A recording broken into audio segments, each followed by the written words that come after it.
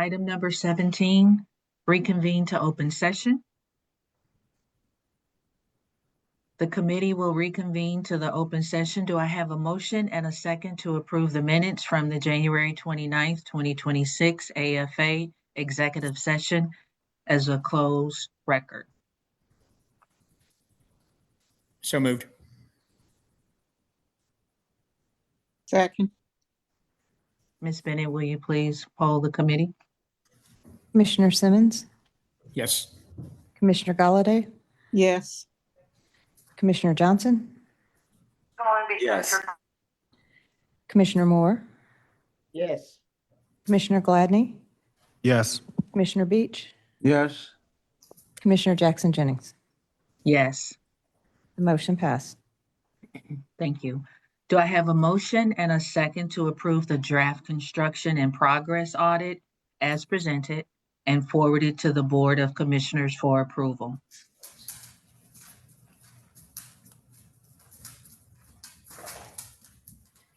I need a motion and Second. thank you. Ms. Bennett, will you poll the committee? Commissioner Galladay, Yes. Commissioner Johnson, Yes. Commissioner Moore, Yes. Commissioner Beach, Yes. Commissioner Gladney, Yes. Commissioner Simmons, Yes. Commissioner Jackson Jennings. Yes. The motion passed. Do I have a motion and a second to approve the draft EEO program audit as presented and forwarded to the Board of Commissioners for approval? So moved. Second. Ms. Bennett, will you poll the committee? Commissioner Galladay, Yes. Commissioner Simmons, Yes. Commissioner Johnson, Yes. Commissioner Moore, Yes. Commissioner Gladney, Yes. Commissioner Beach, Yes. Commissioner Jackson Jennings. Yes. The motion passed. Do I have a motion and a second to approve the draft RFP process audit as presented and forwarded to the Board of Commissioners for approval? So moved. Second. Ms. Bennett, will you poll the committee? Commissioner Simmons, Yes. Commissioner Moore, Yes. Commissioner Johnson, Yes. Commissioner Galladay, Yes. Commissioner Gladney, Yes. Commissioner Beach, Yes. Commissioner Jackson Jennings. Yes. The motion passed. Thank you. Item number 18, adjournment. If there is no further business, do I have a motion and a second to adjourn the meeting? So moved. Second. Second.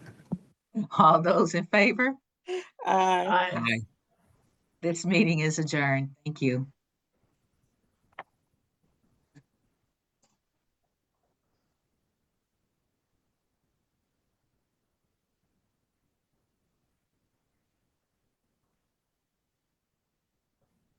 We can begin the Operations Committee. Well, good morning, everyone. Thanks Good for morning. hanging in with me. We'll call the meeting of the Operations Committee for Thursday, March 26, 2026 to order. Would you please call the roll, Ms. Bennett? Commissioner Moore, Present. Commissioner Cox, Commissioner Galladay, Here. Commissioner Jackson Jennings, Present.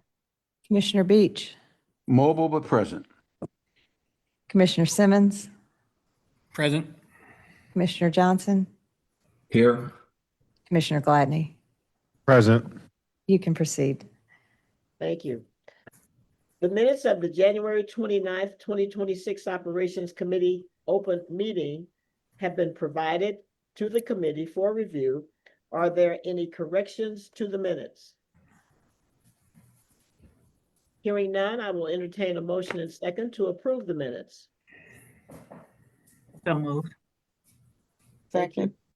Thank you. All in favor? Aye. Aye. Any opposed? Any abstentions?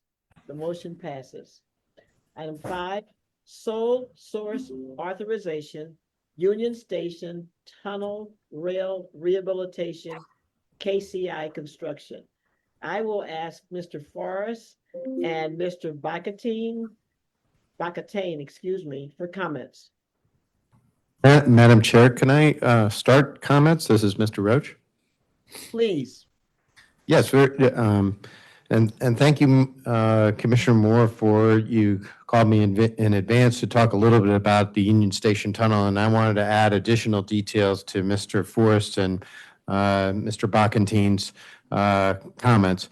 One of which is, yes, this is a very complex project that has many different facets to it. One of the biggest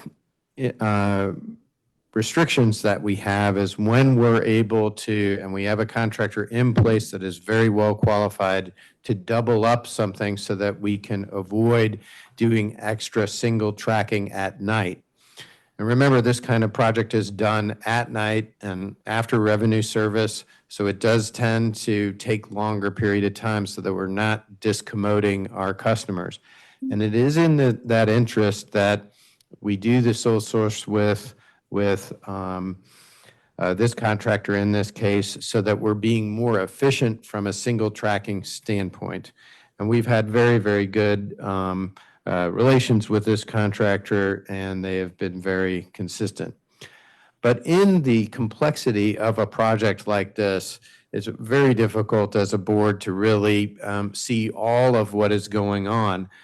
So one thing that I would like to extend a formal invitation to is on April 17th at 2 o'clock, I will be conducting a tour with Mr. Forrest of the FTA administrator for our local region, Kerry Butler, to look at the project. And for instance, it is FTA that is contracting for or giving us the money to work on this very important 120-year-old tunnel.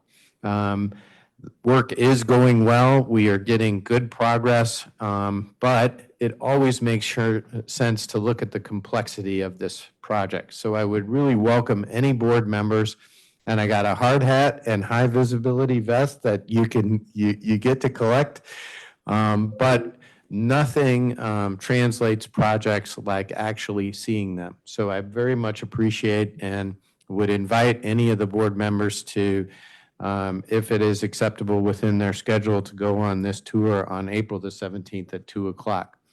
Alternatively, the tour time is at night, where you would see work going on. I have done that tour before. It is also enlightening to see the micropiling and other kind of activities going on when we have single tracking it in effect after revenue service. So I really do appreciate the request for detail and the request from information, specifically from Commissioner Moore. We talked yesterday. It's very welcome. And I realize that we are giving you an ocean of information sometimes, but it really helps when you're specific about some of the questions that you have on the agenda. We want to be open and working together, and you've allowed us to do that for many years now, and we need to continue that and continue to have the questioning. So thank you, and if I could ask Mr. Forrest and Mr. Bacantine to go ahead with their comments.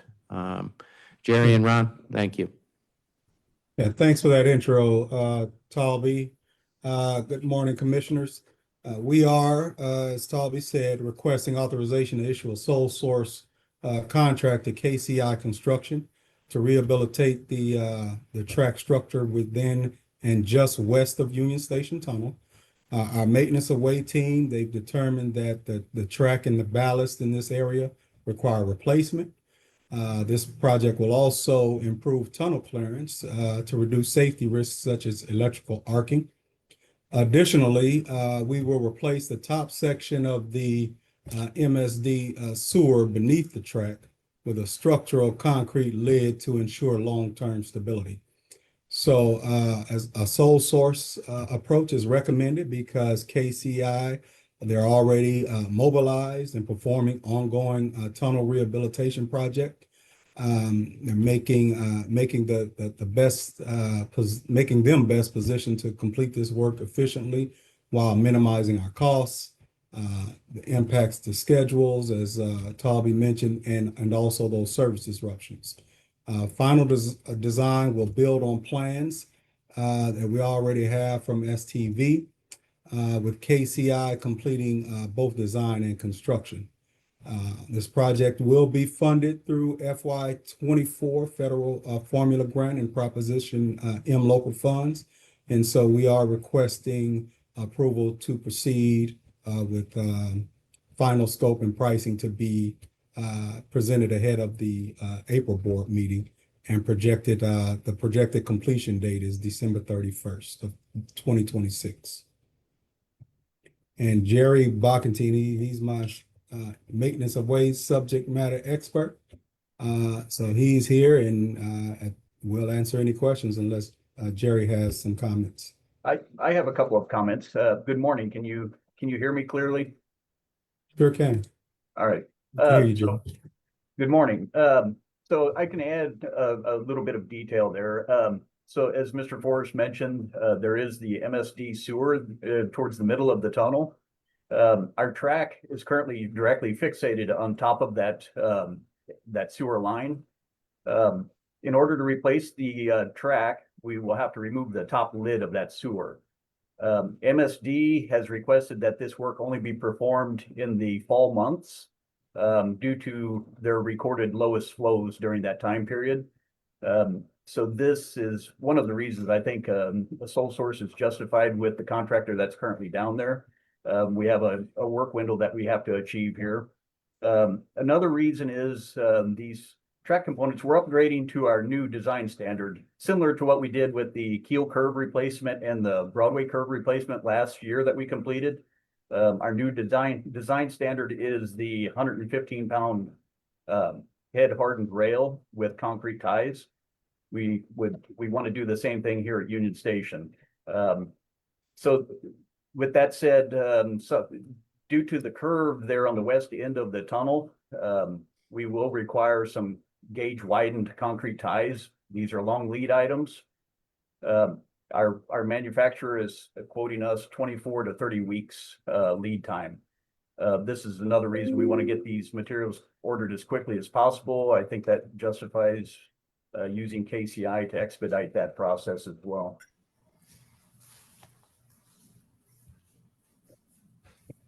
We'll take any questions. Thanks, Jerry. Thank you very much. It was confusing, as Mr. Roach said when we discussed it yesterday, and I'm not quite sure why 8 isn't number 6, because they're apparently the same thing in a way, the same area anyway. So we'll get back to that. So if everyone is conscious of that, because the question will come up. I think Mr. Forrest just said design was being done by KCI, but 8 says design is someone else. So maybe it's something different. Maybe it's just the lid that's being designed and they're doing something else. So it's a bit confusing there. So we'll just proceed forward and entertain a motion and second to approve this item as presented. Madam Chairman, I have one question before you call for that vote. I'm sorry. Mr. Roach, per our conversation the other day or yesterday, does this have anything to do with that, with the new cars that will be coming in the future? This required work? Well, whenever we do work of this nature, so whenever we touch anything that's historic, we do need to endeavor to move it to, for instance, the greater safety requirements. And for instance, increasing the buffer is one of the, we will actually increase that buffer in that section. So it's an added plus. So whenever we touch new items, we do now need to go to the new safety buffer. So it actually gives us, we're holding that standard now with every single project that we do. And this includes Union Station Tunnel. So it is an additional benefit that we do achieve, and it is within the design standard. So I guess my follow-up question is, if this work wasn't being done or had to be completed, would these new cars still be operable there? Well, I would have to review what it does increase the buffer, and it moves us to our new standard. They certainly fit. What we're talking about is increasing the buffer. We would prefer to keep that buffer in our new design standard. So I do think that it is a really great benefit. And we're trying to move forward with this issue. So I do think that the buffer makes sense. We have seen, for instance, in the existing operating of the existing trains, circumstances where we have gotten arcing. And so now we have taken care of that from a safety standpoint with some insulation on the catenary, but it certainly does give us an opportunity to improve the buffer in this entrance spot. So it's definitely a parallel benefit. So I just wanted to be very clear about that. So I'm happy that we're getting the parallel benefit, and we will include it in all of the discussions as we move forward on these issues. Okay, and so the exchange orders that we talked about yesterday, did that have anything to do with this project? The ones that we talked about yesterday, no. Those are, for instance, I had a really good, thorough discussion with Commissioner Simmons having to do with the LRV project and some of these critical buffer issues, just to let the rest of the board know. And there is, for instance, a pole that needs adjustments at Ewing, and for instance, an adjustment at East Riverfront having to do with the approach angle of the new trains. I did talk to Mr. Forrest about this this morning, just to be sure that Commissioner Simmons has asked for some more detail about that, and I'm happy to put it together. But in commissioning new trains, it is not unusual, and Mr. Forrest has experience with this in his prior employment, accepting new cars. We do a thorough analysis, and I did ask this commission for a change order having to do with the Siemens with the clearance. After we did that change order, Mr. Forrest and I ordered a more detailed laser scoping of the entire alignment. And there's a couple of small adjustments, some of which we're talking about here. And these are small things like poles that we can move. There's one in the Ewing yard that is out of compliance under current spec, and it would need to be moved. That is all within normal right-of-way work that Mr. Bacantine can perform. But it is very true that there are some important adjustments that we need to make in combination with a significant fleet review. Mr. Forrest, did I miss anything in there? Because we talked about this morning as well. No, I think you covered everything. I'd just like to reiterate that, I've actually been through a couple of light rail vehicle procurements, and what's going on is very typical of the entire project process, where you have to make some adjustments to the vehicle specifications, and you have to make some adjustments to the alignment. So this is nothing that's unusual for this process, and we have the in-house capabilities to make the adjustments to the alignment that need to be made, and we're going to do that. We have a really good team put together now. Everybody's talking. We've really brought the team together, and we're sharing information. We have a single repository where all information is being collected and stored, and everyone has access to that. We're having monthly meetings where we're reviewing our progress. So we are, I think we're firing on all cylinders at this point. There was some work being done there at Fifth and Missouri Avenue for a couple of months with some, right? Was that part of this also? Do you recall? The Fifth in Missouri, that was our Broadway curve, and we did do some replacement of the crossing. That may be what you're referring to. This was last fall. Yes. Yeah, that was our Broadway curve replacement project. We also did the Keel curve here on the Missouri side. That was completed late November. Okay, thank you. I'd also like to add on the clearance issue. So just something to be aware of. So our normal maintenance, our track maintenance practices, when we have to realign track, if there's a sun kink or if we're realigning track in the curves, we will go in and tamp and realign the track. And with that normal maintenance practice, we do incrementally lose a little bit of system height on our system because of that, because you have to raise the track to realign it. So over 30 years of track maintenance, we have lost a little bit of system height in certain locations. With this project, we do intend to restore that system height with the new track upgrade. Okay. So And there was one other note I had. There was an issue with some door or something at one of the locations. It's got to be replaced or enlarged. Ewing. Go ahead, Jerry. yes, so there is a electrical cabinet for a switch heater in the Ewing yard that, according to their study, will make contact possibly.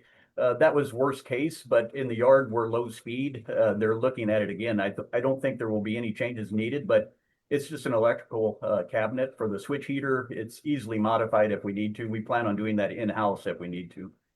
Okay. And Toby, all of these change order costs, is that the funding is already secured for all of that?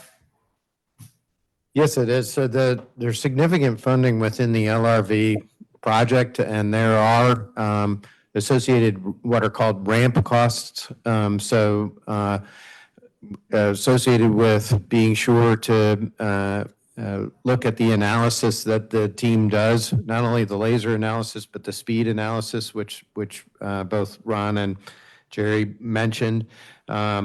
Sometimes the engineers will spec, for instance, a high-speed approach on a curve, but we have cab restrictions on that, and we don't need to, for instance, build the church for Easter. If we're only going, 10 miles an hour, we don't need to spec it for a 30-mile-an-hour speed. So there is some very significant nuance and very important things that this informs us.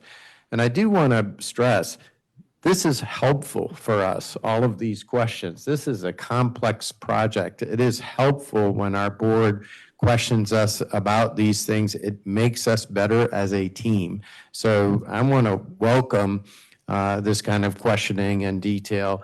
And we've had a lot of it this morning. I apologize that it takes time, but these are great questions and help us reveal the professionalism that the team is capable of bringing and what is the reasons for all of these very important expenditures. So thank you for the questions. Well, and just to follow up on that, I think we can alleviate some of these questions if we receive some of this information. I'm sure that, and I applaud the team because it sounds like you've got all the answers in place. But I think if the commission was more fully informed of these type of changes, because some of them to me don't sound like they're just minor or just something that has to be done on a regular basis. I just would like to know ahead of time. That way we can ward off some of these last minute questions and the team has to take time to get the answer. So I would appreciate any of these type of where we have extra cost that's going to be associated with the project that we've already approved. I just like to be made aware that that's just my opinion. Very good. I will take that as an assignment and a very reasonable one. We have a lot of this information within the LRV5 meetings that we're having monthly now that actually Ron chairs. I have attended several of those meetings, and he's right. He has built a team that's being very responsive and active in this. And from those meetings, I can very easily produce a summary memo at at your request, Commissioner Simmons, and copy everyone on that. It's a very thorough document, and I think it makes sense. This is a huge investment on our part, essentially $400 million. And I think it behooves the commission to be sure that you all are very comfortable with its incremental movement and all of these questions are answered. I'm happy to do so. Thank you. Thank you, and thank you, Herb. I agree. I think yesterday I alluded to, and probably didn't say specifically this way, but a project of this nature, we don't need the Cliff Note version. We need to really understand better what it is, even if it's an offline discussion, because I know I was on a path to think the project was further along than it was, and now it seems further along before it's done. So that would be helpful, Mr. Roach, and thank you for doing that. And again, just greater information so that we're more aware, and maybe internally a more keen review, a more focused review of your design plan documents, because it often seems to be things are missed. Something was missed, and I don't know how your engineering team responds. We know one issue with your team that but a greater and more in-depth review of your design documents maybe before acceptance, to avoid some of these little things that seem to have been missed. Are there any other comments or questions or anything before we move for a motion? Mr. Forrest? I just like to add that the project is contractually on schedule. But this work does have to get done. This is very important work. It's critical work, but contractually the project is moving along on schedule. That's good. It just seems like a lot of little things are coming up that maybe I'll say again, missed. That's how it comes off. Maybe they weren't, but that's how it appears. Are we ready for a motion in a second now?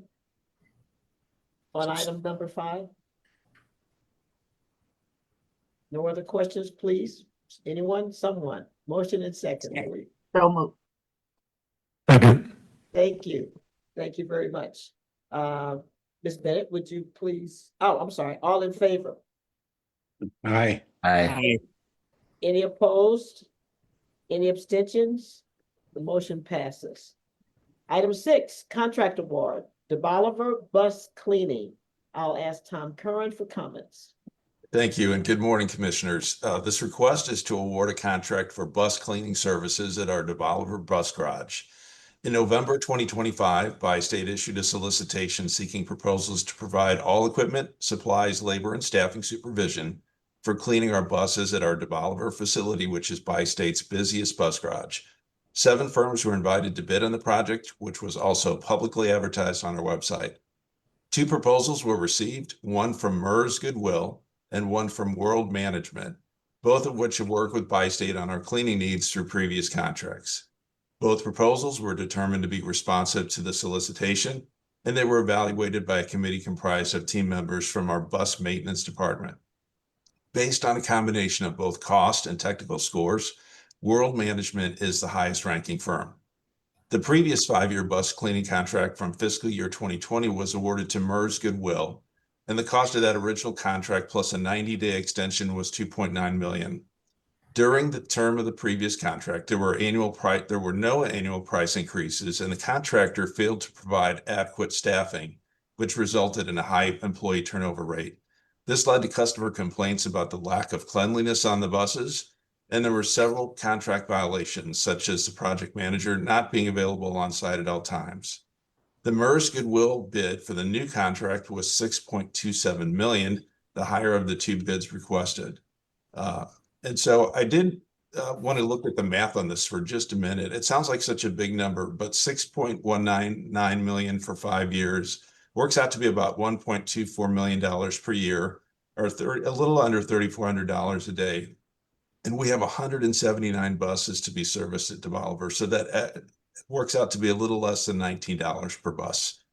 So just in case you're thinking of this as an awfully big number, I wanted to show that the cost per bus is actually still fairly minimal. So management is recommending that the Operations Committee accept and forward to the Board of Commissioners this request to authorize the President and CEO to enter into a 5-year contract with World Management for bus cleaning services at Bi-State's DeBoliver facility in the not to exceed amount of $6,199,355.63. Funding will be provided by our operating budget. I'd be happy to answer any questions you may have. Are there any questions for Mr. Curran concerning the DeBoliver bus cleaning project proposal? So Tom, when you said that there was complaints received from the passengers, did the supervisors know those complaints were out there and did they act on them?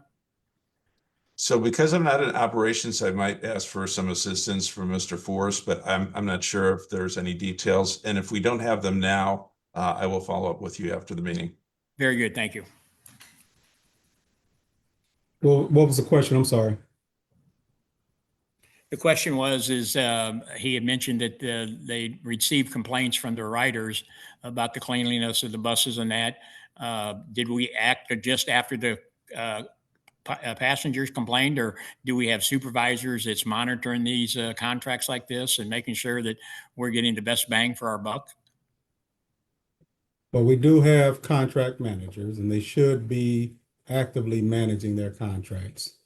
And you know, operators are they're required to make sure that they walk their buses and make sure that they're clean, and they report those things. So we actively monitor the cleanliness of our buses. But yeah, we have contract managers, and they should be managing their contracts.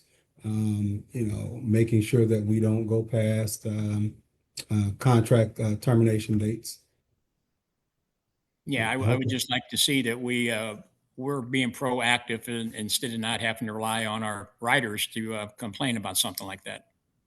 No, yeah, our operators are required to walk their bus at the end of the line, and they also pick up trash. And then when the buses come in at night, those buses are inspected and cleaned every night before they go back out. Okay, thank you.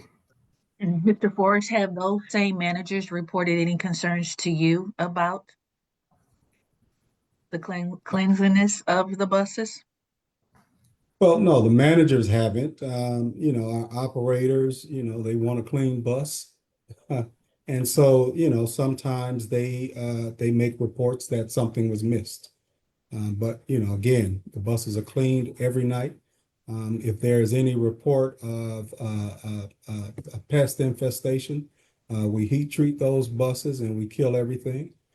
So yeah, this is the cleanliness of our buses is an actively managed process. Okay, thank you. You're welcome.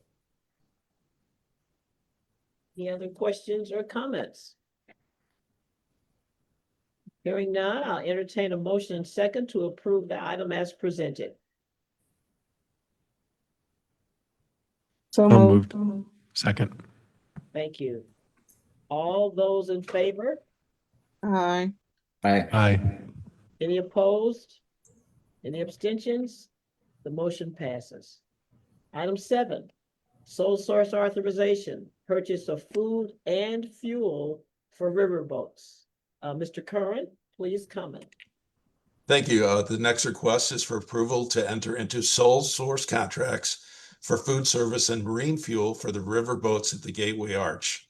Our river boats operate in a very challenging riverfront environment where the amount of available space on the levee varies greatly based on the depth and conditions of the Mississippi River. The physical constraints of the cobblestone levee and the changing river levels significantly restrict the pool of business service partners for our riverboats.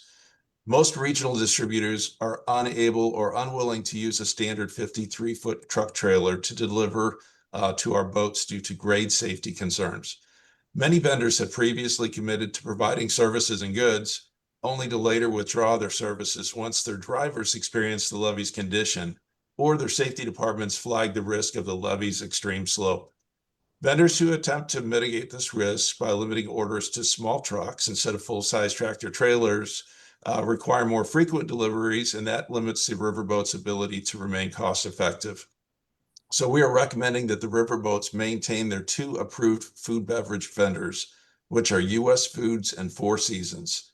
These companies are accustomed to delivering products on the levee, and this dual source model allows for volume-based pricing while ensuring flexibility for specialized private charter needs on the boats. MERS Inc., a marine services company which is unrelated to MERS Goodwill, is currently the only regional vendor equipped to provide fuel for the riverboats through barge delivery. This is the only feasible and safe fueling method for the riverboats location because land-based fueling presents unacceptable safety risk and higher costs due to the levee's condition. The proposed annual costs for these vendor services remain consistent with historical operating budgets, adjusted for current market indices. By utilizing vendors capable of delivering with semi-truck trailers, Bi-State projects projects that we avoid about a 15 to 20% increase in per unit costs that would result from transitioning to a small truck delivery model and using other vendors. So management is recommending that the Operations Committee accept and forward to the Board of Commissioners this request to authorize the President and CEO to enter into sole source agreements with U.S. Foods and Four Seasons for food distribution and with MERS Inc. for marine fuel for the riverboats of the Gateway Arch. The estimated annual cost in the briefing paper are $235,000 for U.S. Foods, $137,500 for Four Seasons, and $125,000 for boat fuel from MERS Inc. All of these services are contained within the fiscal year 26 and 27 operating budgets for the riverboats, and they are all fully funded through the boat's own operating revenues. Be happy to take any questions you may have. Thank you very much, Mr. Curran. I have one question. Are you anticipating MERS coming back because of the dire situation we're facing concerning fuel, gas, fuel, et cetera, those costs? How are you planning on compensating for that? And clearly, there will probably need to be some compensation if things aren't resolved. Yes, so I can't speak for Mary Lamy, but I would say that the oil and the fuel that come from MERS, it's based in Memphis and Texas, I believe. And so I can't say that there won't be a price increase due to the current world situation. But at the same time, I think that there has been sufficient revenue coming from the boats, which have been successful in recent years, that if those fuel costs are higher than projected, that they will be able to cover them. Mary's enterprises have been very successful. I think Tammy could speak to that a little bit in recent years and have remained in the black from a budget perspective. They would actually still have to eat those costs, but even a significant increase, say from 125,000 to maybe 150, in the grand scheme of their revenue, I think they should be able to cover that. Good. I just They want us will to be prepared. Oh, I'm sorry. Yes, Paris, excellent point. because we anticipate that and we don't want to hamper or hinder that operation because it should be bigger and better this year. Yes, Commissioner. Thank you. I'm sorry, Ms. Parrish, were you about to? I just wanted to say that, as Tom stated, right now they would be able to cover those costs. I guess if it was ongoing, we'd have to continue to look at it. And this team has been very proactive about monitoring and managing those costs as it relates to their contracts. So we would continue to be talking about it. Great, because we don't want to do anything to mitigate their success. Right. Okay, any other questions or comments? Hearing none, I'll entertain a motion and second to approve this item as presented. So moved. Second. Thank you very much. All those in favor? Aye. Aye. Any opposed? Any abstentions? The motion passes. Well, it's back again. Item number 8, Union Station Tunnel Rehabilitation Design Services. Mr. Polar and Tom Curran. Right. Yeah. Okay. I believe Mr. Paler and Mr. Kern will handle this, but I did want to please accept my apologies because actually Commissioner Moore's point that these are related projects. In other words, that for instance, the earlier discussion five. with is if 5 to, for instance, 8 and 9 is very relevant and correct. So I apologize. I just didn't see, should have put them together because it makes it much more coherent, and we're going to have several of the same comments on there. So I apologize for that. You know what, Commissioner Moore, you mentioned it yesterday and it just flew right over my head. So I apologize for that. But that makes sense, and maybe we should do a better job of trying to group the important pieces together. So I'll try to look at that, and please accept my commitment and apologies for that confusion. Mr. Paler, could you take it away? I could. Good morning. This paper seeks authorization to execute a contract modification with Majeski and Masters for continued construction phase services for the Union Station Tunnel Rehabilitation Project. As was mentioned earlier, this is the big project that's been ongoing for a while. This project includes structural repairs of the tunnel and the installation of slabs to support fill in the unused portion of the tunnel. The reason for the modification request is really threefold. The first is additional design was required due to a change in use at the surface level. Union Station had added new rides above and near part of the tunnel. This necessitated a redesign of the support below. Additionally, the tunnel is very old and in rough shape. As the contractor is making the planned repairs, new problems are frequently discovered. When we find a new problem like this, it requires the designer to evaluate these issues and then develop plans to repair them while we're down there. And finally, and this is the bulk of it, we need full-time supervision for the work. And most of the work, as was mentioned earlier, is at night. So based on our current workload, we aren't able to fully staff it with agency employees. So we've asked Majeski and Masters to provide staff to help supplement that effort to oversee construction at night. The project has about approximately 2 years left of construction. We believe this amount should cover the remaining effort to complete the project. As a reminder, this is just a ceiling. The consultant will not be paid these fees unless the actual work is needed. So again, staff recommends committee approval to send this to the board for consideration. Contract modification with Majeski and Masters for just under $778,000 and extend the completion date of their contract to June 2028, which will be after the completion of the project to allow them to do all of the as-built drawings and everything else required under their contract. Are there any questions? 2 years out. Any questions from any commissioners? Hearing none, I'll entertain a motion and second to approve the item as presented. So moved. So, second. Thank you. All in favor? Aye. Aye. Any opposed? Any abstentions? The motion passes. Item 9, contract award, track rehabilitation near McDonald Boulevard Tunnel. Millstone Weber, I'll ask Mr. Forrest and Mr. Backentine for comments. Thank you, Madam Chair. Similar to Union Station Tunnel, we're seeking an authorization to issue a sole source contract to Millstone Weber LLC to rehabilitate the track structure within and near the McDonald Boulevard Tunnel. Our maintenance away team has again identified that the track and ballast in this area requires replacement, and the project will also address the track profile to improve tunnel clearance, align with current standards, and reduce safety risks such as electrical arcing. It is important that we complete this work before the arrival and testing of our new light rail vehicles to avoid any safety conflicts with having trains out there doing in this area or in close proximity to this area, doing high-speed dynamic testing and electromagnetic testing.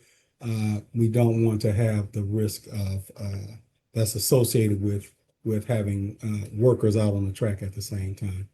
The trade-off is that, it could delay the commissioning process if we have to prioritize one over the other.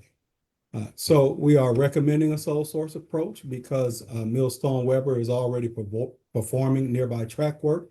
They're mobilized and they have the workforce trained on our system positioning them to complete this work efficiently with minimal disruption. Using a separate contract would increase the cost. It would extend timelines and add additional operational complexity. Final design will be completed by STV Incorporated with Millstone Weber handling construction. This project will be funded through FY24 federal formula grant funds and Proposition M local matching funds. So based on all of these factors, we are requesting board authorization for President and CEO Talby Roach to enter into this sole source contract. The final scope and pricing are being negotiated and will be presented ahead of the April 23rd board meeting with a project completion date anticipated to be December 31st, 2026. And I'll invite Jerry to add anything further, and then we'll take comments. Thank you, Or Ron. questions. Yes, I have a couple things to add. So this track project, it's roughly just a little over 1,000 track feet of work here that we're wanting to replace. We found it difficult in the past to competitively bid projects of this scope. So that is the reason I think for a sole source here that's justified. The other reason is the airport, they have a project to recondition the Terminal 1 platform. And this is in the same area as the track upgrade project. They're looking at like a 2-month outage of the platform to renew that platform. Their design is pretty much complete. We're in discussions with them to coordinate these projects for an early fall work window. So that is another reason why I think a sole source is justified with the contractor we currently have on board. Yes, but other than that, it's the upgrade will be with our new design standard of 115-pound head hardened rail and the concrete ties. There are no special ties in this section, so our lead times are improved 14 to 20 weeks from the manufacturer. So an early fall work window would seem appropriate here. Okay. Thank you for bringing Thank that you up, very Jerry. much. Yeah, I just want to piggyback off what Jerry was saying about the airport shutdown. That will shut our service down for 2 months, and so by going this route, we're able to piggyback off of that shutdown instead of having multiple 2-month shutdowns during the year. So this will actually reduce the number of shutdowns this year in that area from 3 to 2. That's good. Thank you very much. They're doing some just expansive work out at the airport. So anything we can do to coordinate this would make it far better than what it could possibly be. The only little problem I'm having, I would have to say, and it's not coming out from our revenue directly, is we're approving something we have no idea how much it's going to cost. I don't know if I just don't know why. I mean, if they were willing to take on the job, they have to have a feel for what it's going to cost. I don't see them just saying, "Okay, we'll take it and we'll get back to you," And I just don't see that being reasonable. And I don't know if we could get numbers and approve it after we have numbers, because the dollars that we're going to allocate here could potentially go someplace else that we have more information to cover, to understand costs and et cetera. But that's the only question I have. Yeah, I mean, we're presenting it so that we can have discussion. We want to put this in front of you. The plan is to get that final cost and then bring this back in April for final approval. But we did want to have the discussion, and we can get tentative approval, and that would be helpful. Ron, can I ask a question and maybe clarify something on this too?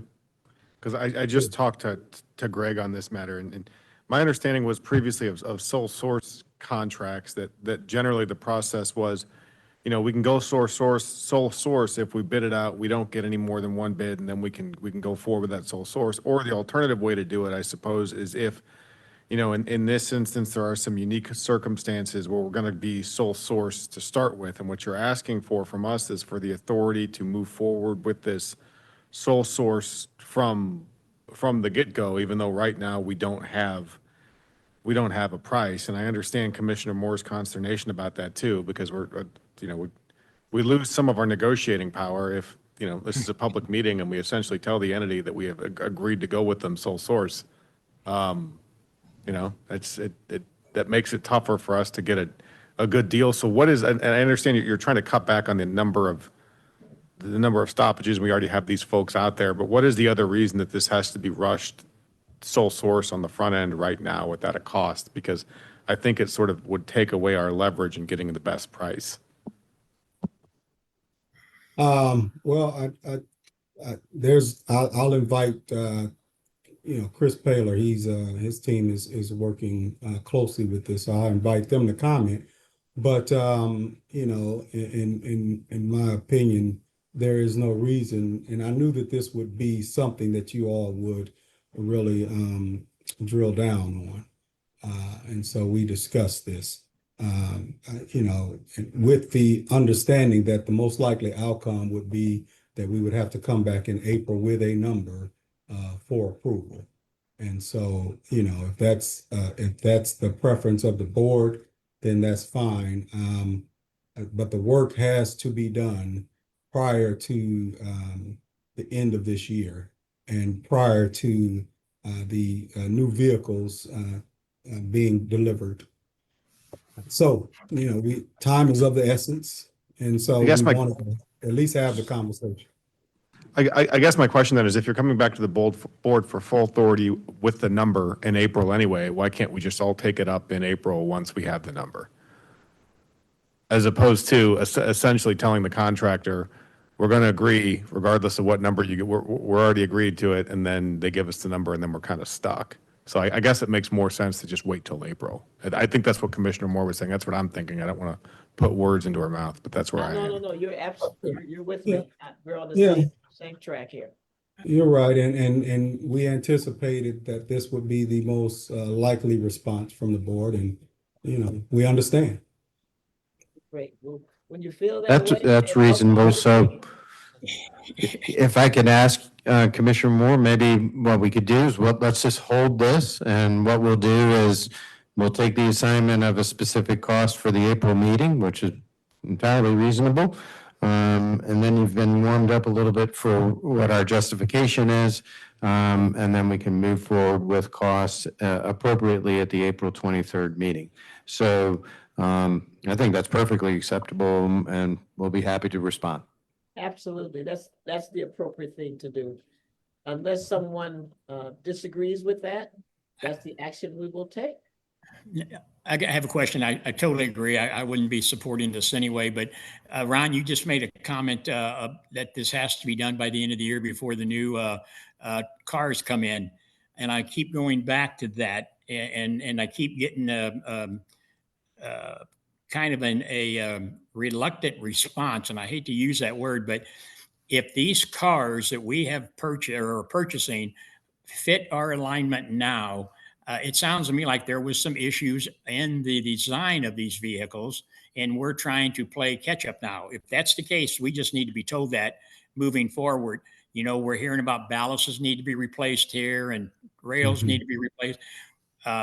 So I want more information on this moving forward. I can tell you that. Yeah. Well, I'll tell you, that's not the case. So the reason why it's the most prudent course of action would be to have this done before the light rail vehicles arrive, is because McDonald is in close proximity to our dynamic testing area. And again, we're going to have light rail vehicles here that will need to get out on the track. And if we still have work at McDonald going on, then those workers will be in close proximity to that dynamic testing, and they'll be using equipment that could interfere with the electromagnetic testing that has to go on. So that's our area to be testing and commissioning those vehicles. And what we don't want is to have a bunch of workers in close proximity when we're trying to go 55 miles per hour with a train. Can you tell us when we found out about the McDonnell Douglas work going on? Was that just something recently? No, we've, when we assembled the project team, when I came on board and we assembled the project team, we identified all of the track work, all the track modification work that needed to take place prior to, so that our vehicles could, get on the alignment, perform the dynamic testing, perform the burn-in testing that's going to take place. So this is something that was identified once we brought all the teams together, sometime last year. Okay, and I think that just solidifies my point from earlier that more of that shared information, not the day-to-day operations, but just this type of stuff when you are coming to us, asking us to approve these costs, that's going to be an override. And I know we can sit here and say the funding's there, but when we haven't even got into the design part of it, it sounds like, and sole source, that's a big problem I have. So I will support holding this off until April for sure. Thank you very much. One final question along this line. Has there been a review of our entire track system or our entire system to determine where there are areas? Let's fix them all. I mean, to the extent we can, it's not done without cost. But can we fix everything we can now? I mean, and not be behind the 8 ball so frequently. And I realize a lot of this is evolving as you're working. It's an evolving thing, but can you just review at any level to try to anticipate what might need attention? We can, and we are doing that. And just to Commissioner Simmons' statement, we have a project team in place now that is broad with a very diverse, but pertinent subject matter expertise. And so the short-sightedness is not going to be there. We can look out and we can take a very broad view of what's to come and what to expect and what's needed. We have that team in place now. Okay, now we didn't have that team in place before. And so we don't anticipate that we're going to have to be backtracking. We have a very, very good team, very well-diverse group of subject matter experts here. Now, to your point, Madam Chair, that is the plan. I mean, we've looked at our track, but we want to do it with more precision. And so, Tavi mentioned the LiDAR testing that we plan to do. We're actually working on starting that LiDAR testing so that we can look at our entire alignment to see if anything has been missed. But absent the LiDAR testing, the track has been reviewed. Again, we've identified our clearance areas that need to be modified, and we are actively working on plans to get those things done. And this is just a part of that process. Thank you very much. And forgive me, Jerome, I beat up on your name quite a bit today, but thank you for all you're doing and your patience. Let's move on to item 10, recognizing that we will hold the McDonnell Boulevard Tunnel for the April meeting. Hopefully we'll be ready then. So item 10, contract modification, 79th Street retaining wall rehabilitation and time extension. I will go into the concern I have about that project, but we'll just hear the presentation of Mr. Curran and Mr. Paler, and we'll go forward. Thank you, Madam Chair. This is a request for a time-only contract modification for the 79th Street Retaining Wall Rehabilitation Project. In August of 2023, Bi-State issued a contract with Majeski and Masters to provide design services for the repair of the 79th Street crossing in East St. Louis. Since the initial contract was executed, there have been 3 contract time extensions granted. The first 2 continued the contract through October 24, and a 3rd extension was approved by the Board of Commissioners through the end of last year. Over the course of this contract, the project has experienced delays due to complications in acquiring required permitting from the St. Clair County Highway Department. The Highway Department did not allow a simple permit for the construction, but instead requested that Bi-State take ownership of the road underneath our Metrolink overpass at 79th Street. This change in ownership required board action by both the Bi-State Development and St. Clair County boards, which greatly extended the timeframe of the project. To ensure continued support from Majeski and Masters design team through the construction portion of the project, a zero-cost time extension is being requested. Management is recommending that the Operations Committee accept and forward to the Board of Commissioners for approval a recommendation that the President and CEO be authorized to execute a no-cost contract modification with Majeski and Masters to extend their services through December 31st, 2026 in order to allow for construction completion and closeout activity. This project is being funded through a Federal Transit Administration grant with local matching funds from St. Clair County Transit District. Madam Chair, that is my presentation. I know that you have questions and comments.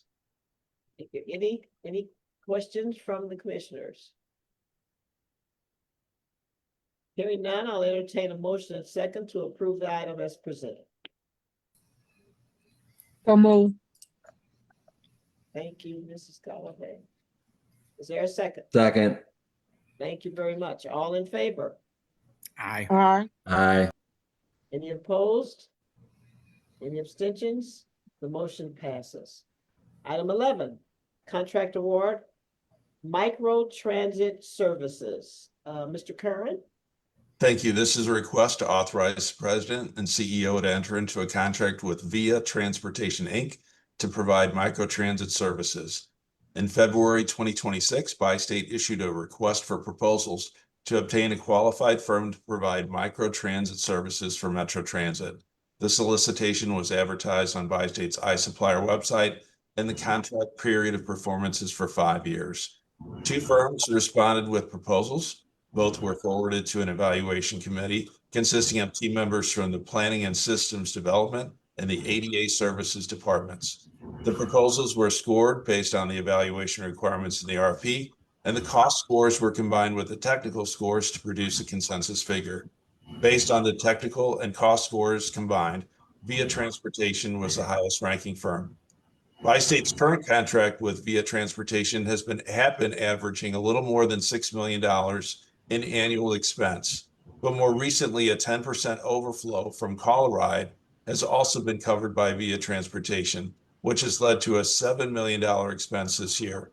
The newly proposed contract with Via is for approximately $29.4 million over 5 years, or an average cost of slightly less than $6 million annually, which is a reduction from Bi-State's current rate of expenditure. Funding for microtransit services to be provided by Via will come from our operating budget. Management is recommending that the Operations Committee accept and forward to the Board of Commissioners for final approval. This requests that the President and CEO be authorized to enter into a 5-year contract with Via Transportation, Inc. for microtransit services in the not to exceed amount of $29,397,772.29. And Mr. Forrest and I would be happy to answer any questions that you may have. Are there any questions from any commissioners? Hearing none, I would like to entertain a motion and second to approve the item as presented. So moved. Thank you. Second. There's second. Did Second. I hear this? Okay, I did hear a second. Yeah. Thank you very much. All those in favor? Aye. Aye. Aye. Any opposed? Any abstentions? The motion passes.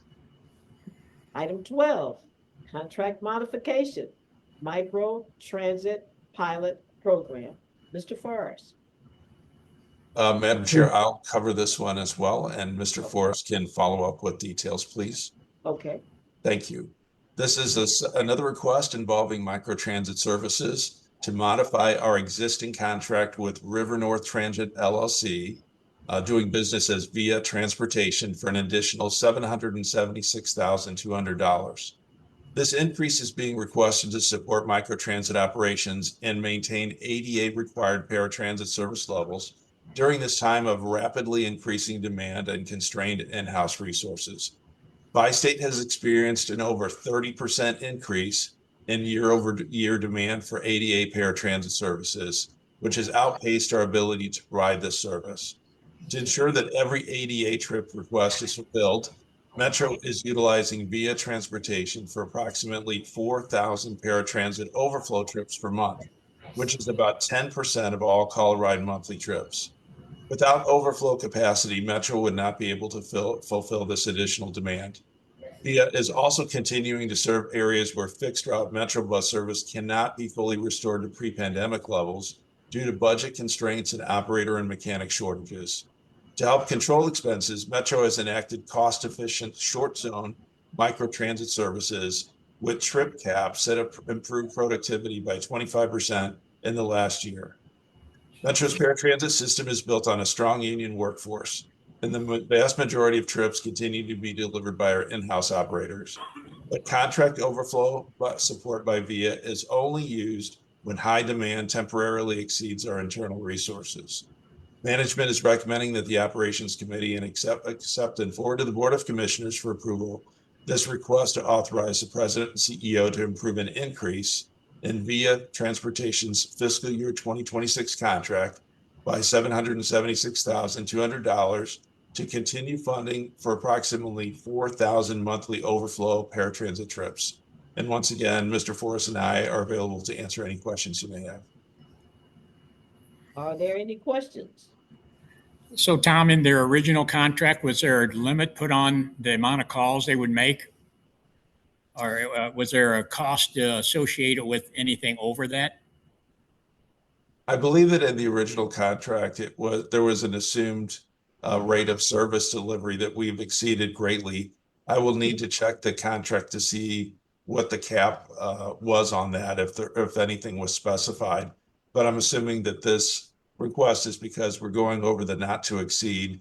And the reason for that, again, is that, and to be quite honest, when the ADA service, the paratransit service improved, when we started putting a better product on the street and where our call denials went down to zero, then more people wanted that service. So we're kind of a victim of our success here. The more on time we provided, the more word got out, the more trips we had to serve. And we don't want to go backwards with the ADA community. And so we were using that spillover from VIA to cover those trips so that we don't get into a trip denial situation again, which was noted in a previous FTA audit. Thank you. Thank you, Commissioner. Any other questions? Hearing none, I'd like to entertain a motion and second to approve the item as presented. So moved. Is there a second? Second. Thank you very much. All in favor? Aye. Aye. Aye. Any opposed? Any abstentions? The motion passes. Item 13, contract modification, employee medical testing and wellness services. Mr. Kerwin. Thank you. This is a request for a contract modification with Bi-State's existing occupational medicine contract with Barnes Care, Inc. for employee medical testing and wellness services.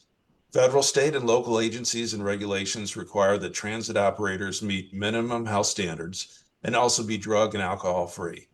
Bi-State's Drug and Alcohol Department is committed to providing a positive safety culture and creating a workplace that is safe, healthy, and injury-free.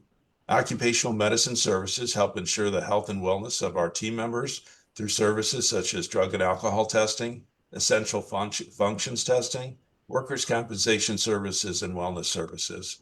Bi-State entered into a $1.5 million contract with Barnes Care, Inc. in May 2021. And in July 2025, the Board of Commissioners approved a contract modification and additional funds in the amount of $1.5 million to accommodate increased recruiting activities in recent years. A review has been conducted to ensure that the next contract better accommodates standard services and forecasted recruiting activity. In order to allow the time for the procurement process for the next contract, A 90-day time extension is being requested with funding in the amount of $250,000. Additional providers have been located and will be invited to participate in the new contract competition. Management is recommending that the Operations Committee accept and forward to the Board of Commissioners for approval this request that the President CEO be authorized to modify Bi-State's existing occupational medicine contract with Barnes Care, Inc. to extend the period of performance to July 23rd, 2026 with additional funding of $250,000 to continue current services. And I believe that, not sure if Andrew Giassi is still on, but I will try to answer any questions in regard to this contract. Are there any questions? Commissioners? Hearing none, I entertain a motion and second to approve the item as presented. So moved. Second. All in favor? Aye. Aye. Any opposed? Any abstentions? The motion passes. Item 14. Mr. Roach, is there any unscheduled business? I have no unscheduled business, nor do I have a report, as I think I've talked enough, so I would go right to Mr. Forrest with his operations report unless there's any specific questions. I do want to note that I'm also am committed to status memo on LRV and, for instance, to more details on number 9 as noted above. So we'll do both those things. Great. Now, I just want to mention, we've unfortunately lost Commissioner Jackson Jennings, and I'm not sure how that impacts us, but Mr. Forrest, you're up for an operations report. Okay, give me a minute. Let me pull up my PowerPoint here. Just so you know, since we're in subcommittee, that we're okay with Commissioner AJ being gone, as these will be forwarded to the full board in consent agenda. So we're all good. Good. Okay, can you all see what I'm presenting here? Yes, I can. All right. Okay, so thank you again for allowing me to present. As always, I'll begin with a snapshot of our workforce. I do want to reiterate, and I know I've said this before, that we have shifted our Metro bus operator hiring strategy from full-time to part-time operators. As discussed previously, this decision is grounded in both data and operational need. We continue to see the highest attrition rates among newly hired full-time operators, and that's largely due to the demands of working full-time in a highly visible public-facing role. So by bringing operators in on a part-time basis, we're giving them the opportunity to better acclimate, to learn their routes, develop safe vehicle operation habits, and building the skills needed to effectively manage a public environment that can, be very unpredictable. So this shift will also allow us to increase our overall operator headcount from 650 full-time operators to 682 operator mix of full-time and part-time, without increasing our budget, as a matter of fact. Now, that increased headcount also provides us approximately 500 additional weekly hours of operator coverage that we don't currently have. And we plan to leverage those hours to improve service reliability, to increase frequency and expand coverage in areas where there is both, a demonstrated need and an opportunity to attract additional ridership.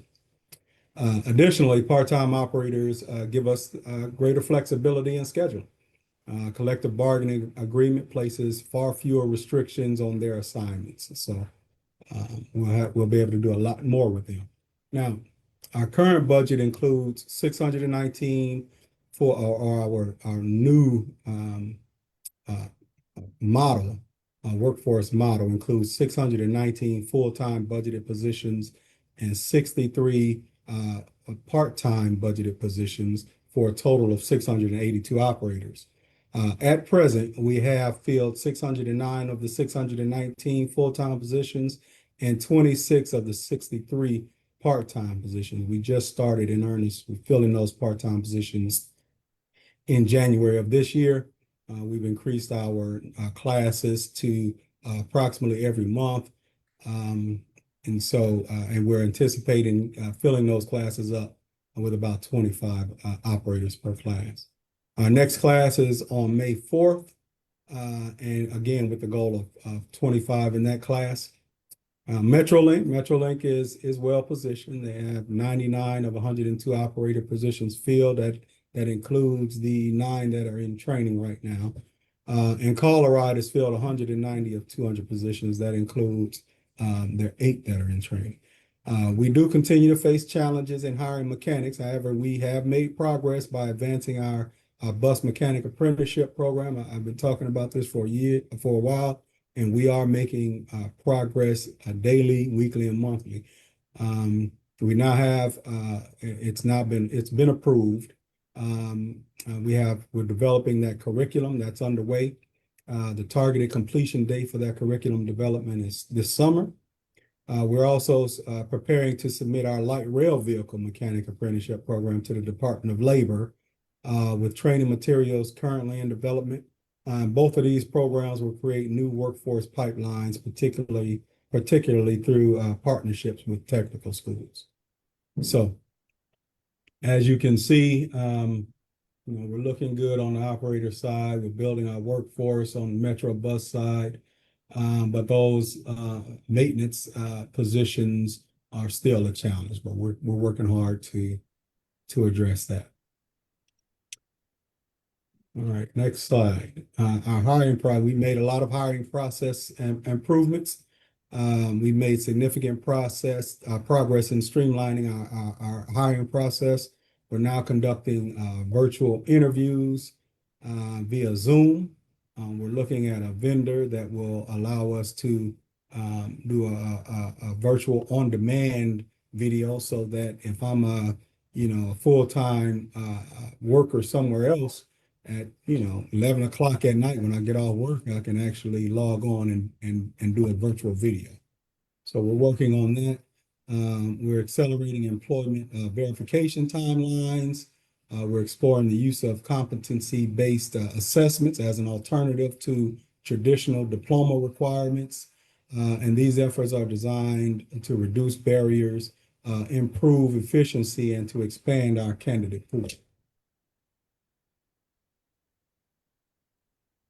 All right, ridership. Ridership continues its trend in a positive direction for us across all modes.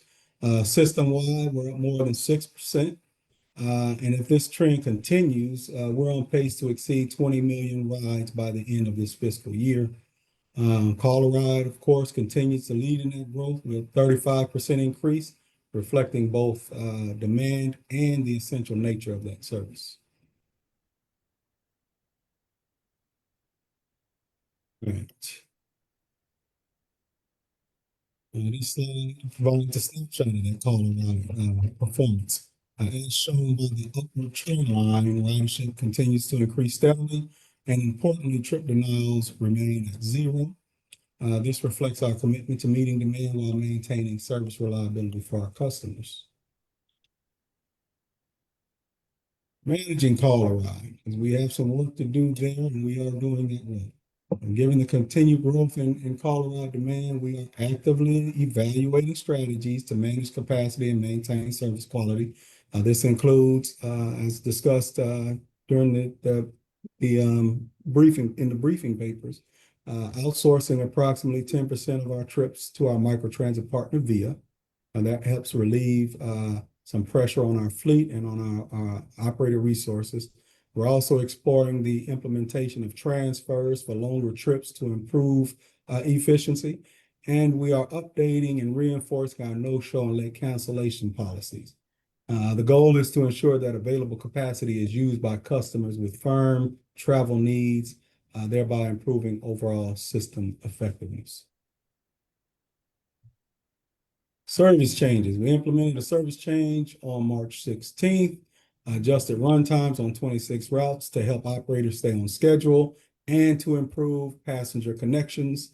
Looking ahead, our next service change is scheduled for June 15th. We've already begun analyzing performance data and gathering feedback to inform those additional improvements. And I would say that this has a lot to do with, our reliability has actually increased from 98% of completed trips to 99% of completed trips. Our goal is still that 99.5, but that shows progress, and a lot of that has to do with the constantly getting out there, talking to people, gathering information from passengers and operators, and incorporating that feedback into our service plan. All right, we have several upcoming events to highlight. On April 12th. We're going to host our annual bus rodeo where operators and mechanics compete in skills-based events. The winners of those events will go on to represent bi-state at the international competition in Salt Lake City, Utah. We welcome any commissioners. If you all are interested in attending, we'd be happy to provide you details, location and times. Additionally, we're preparing to, as Talby said, just wanted to let you know, we are preparing to re-enter contract negotiations with the ATU. We formally notified them and we're awaiting their availability to begin discussions. That those representatives from the international, they are engaged in other contract negotiations, so they're moving around the country doing that. But they are aware that we want to get back into the room with them. Okay. All right, that concludes my presentation, and I'm happy to take questions. I just have one comment, I believe, the Metro Rodeo. Yes, Go ma'am. get them, go get them, Tammy.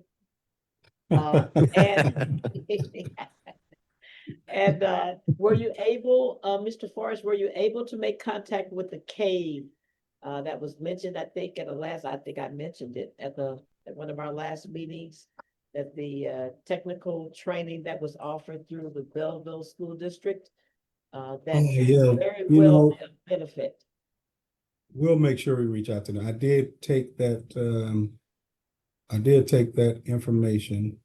We are going to start, our recruitment campaign in the next month or so.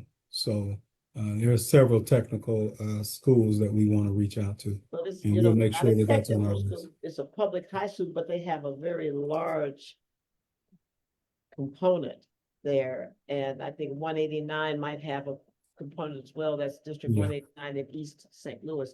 So I would highly recommend that you contact the cave as well as Superintendent, the superintendents, I guess is who you would. Superintendent Culver. Yeah, I guess I'm saying the superintendent is who he would go to, I guess, for both, Mhm. rather than the director of the technical offices. So that would be Culver in East St. Louis at 189. And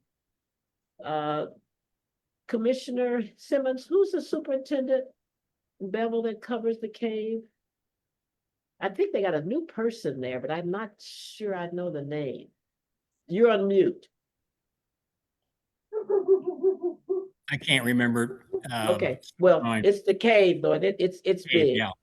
And it just expanded, so if you Now, would. are you saying the cave? CAVE, cave. CAVE, okay. That's their technical training facility. Okay, I will have my director of training who oversees the implementation and development of our work apprenticeship programs. I'll have them put this on their list, and either he or I will reach out to the superintendent. Wonderful. Thank you so much. Thank you, Mrs. Galladay. Item 16, unless there are additional questions or comments from Mr. Forrest. President CEO report. I believe you said, Mr. Roach, that you did not have a report. Am I not correct, or am I?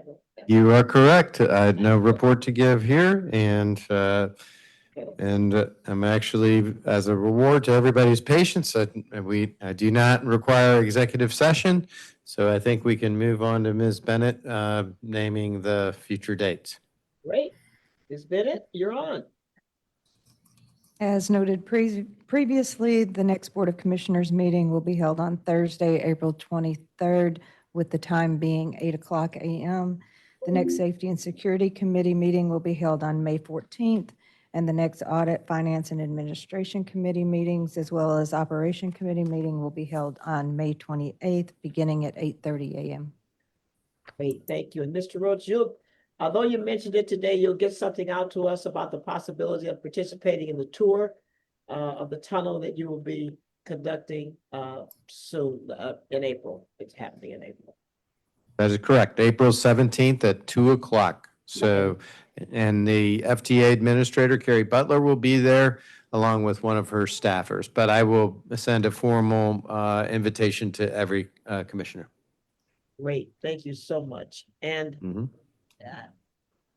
the issues that you're facing concerning the pedestrians and that, I mean, we can only, stand in agreement with showing our, kindness and our concern and our support to those families, no matter the reason or, jumping fences, crossing, or, it's still a very sad thing. And I know it weighs heavily on everyone. And so we wish you all well. If there's some appropriate action we could take or should take, I'm sure you'll cover it. And having said that, I will entertain a motion to adjourn. So moved. If necessary. If it's necessary. Second. Right. Yeah, all in favor? Aye. I know you're ready to go. Thank you all so much. Tammy's got to Thank get to you. the gym so she can get ready for that